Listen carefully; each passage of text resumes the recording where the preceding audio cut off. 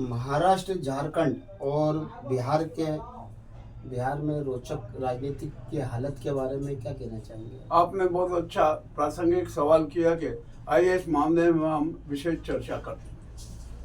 महाराष्ट्र में एक बड़ी विचित्र स्थिति हो रही है कि वहाँ पर अनेक दल टूट रहे हैं। भाजपा चाहती है कि किसी भी हालत में हमारी ही जीत हो और इसके लिए हमें जो भी करना पड़े, चाहे जिस प्रकार की गद्दारी करना पड़े, चाहे जिस प्रकार के नाटक करना पड़े, वो सब पड़े। हाल ही में अभी आज जो मुझे सूचना मिली है कि महाराष्ट्र में भाजपा ने 220 स्थानों पर चुनाव लड़ने की घोषणा की और जो एकनाथ शिंदे है उनके लिए मात्र नाम मात्र की सीट छोड़ी और यहाँ तक स्पष्ट एक बयान दिया कि जिस समूह के पास में ज़्यादा से ज़्यादा विधायक होंगे उसी का ही सीएम बनेगा।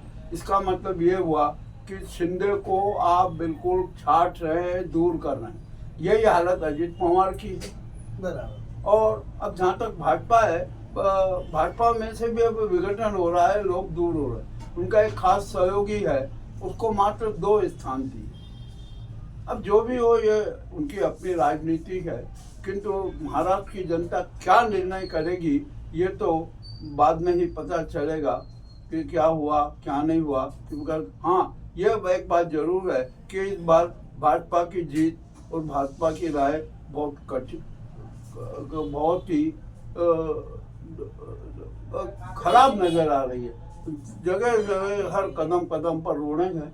जो भी हो, अब हम तो जनता हैं, हम देख सकते हैं, वो कर सकते हैं। सारा निर्णय तो वहाँ के मतदाताओं को करना है। अब झारखंड में भी देखिए, झारखंड में भी यही स्थिति कि हम किसी भी तरीके से अपने सत्ता कायम कर ले, किंतु वहाँ पर ऐसा होगा नहीं। अब तो जो झारखंड में जो भाजपा के लोग थे वे भी टूट टूट कर जेएमएम के साथ आ रहे और वहाँ पर जो भाजपा ने जिन लोगों को गद्दार बनाया था वे भी अब तो टूट टूट कर झारखंड मुक्ति मोर्चे के साथ हो रहे हैं। आदिवासी समुदाय झारखंड में थोड़ा जरा बीजेपी से खिलाफ है, इसके बारे में क्या बोलना चाहिए? देखिए, अब वहाँ का आदिवासी भी जागृत हो गया। बाबूलाल मरांडी ने तो स्पष्ट कह दिया जो कि भाजपा की जड़ें जमाने वाला था वो भी बगावत कर रहे। जातिवाद चुनाव वहाँ पे दिखाई नहीं, जातिवाद नहीं, वहाँ पर आदिवासी और इसका चलता है और बिरसा मुंडा के नाम पर अनेक प्रकार की राजनीति हो रही। अब तीसरी बात है बिहार की। बिहार में तो बड़ी रोचक स्थिति हो गई। नीतीश कुमार बड़े धन संकट में, उन्होंने एनडीए की बैठक बुलाई। बैठक में एनडीए के लोग आए और मजेदार बात तो यह रही कि एक जो ललन सिंह जो जदयू के खास नेता हैं और जो अभी नाजी गैंग में शरीक हो गए हैं, वे हमेशा नीतीश के पास में बैठते थे। उनकी कुर्सी खाली नहीं, वो सामने बैठे।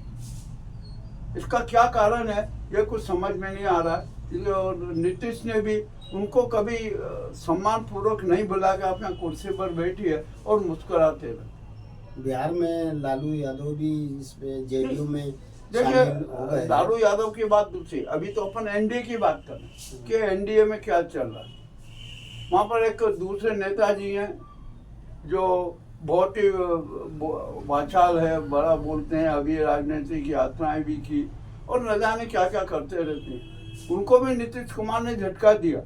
उनको, वो केंद्रीय मंत्री हैं, उनको तो फ्रंट सीट पे बिठाना था, उनको फ्रंट सीट पे न बिठाते हुए दूसरी सीट पर बिठाया। जैसा कि 15 अगस्त को लाल किले पर राहुल गांधी के साथ जो घटना घटित हुई थी, वही की वैसी घटना बिहार में नीतीश कुमार ने केंद्रीय मंत्री के साथ कर दी। अब नीतीश कुमार खुद संकट में, पासवान नहीं आए और दूसरे अन्य जो सहयोगी थे वो भी एनडीए की बैठक में नहीं आए। अब जो राजद का जो मामला था वो बात बिल्कुल अलग है। अब रालोद के जो लोग आने वाले थे वो भी नहीं आए। अरे बहुत कुछ नाटक हो रहा है और नीतीश कुमार एक बड़े संकट में फंसे हुए हैं और ऐसा लग रहा है कि अब जदयू भी 2 भागों में विभक्त होगी और एक धड़ा राजद के साथ रहेगा और दूसरा धड़ा एनडीए के साथ रहेगा। तो ऐसी स्थिति में वहाँ पर अब भाजपा कभी नहीं जीत पाएगी। बिल्कुल स्पष्ट है कि भाजपा नहीं जीत पाएगी तो अच्छी से अच्छी स्थिति में भाजपा को 74 सीटें मिली थी, और अब यदि राजद और जदयू का एक हिस्सा और नीतीश कुमार यदि मिल गए तो वहाँ पर भाजपा को 50 सीट से भी कम मिलने की अवसर आएंगे। ये स्थिति बड़ी रोचक है, ये राजनीति है।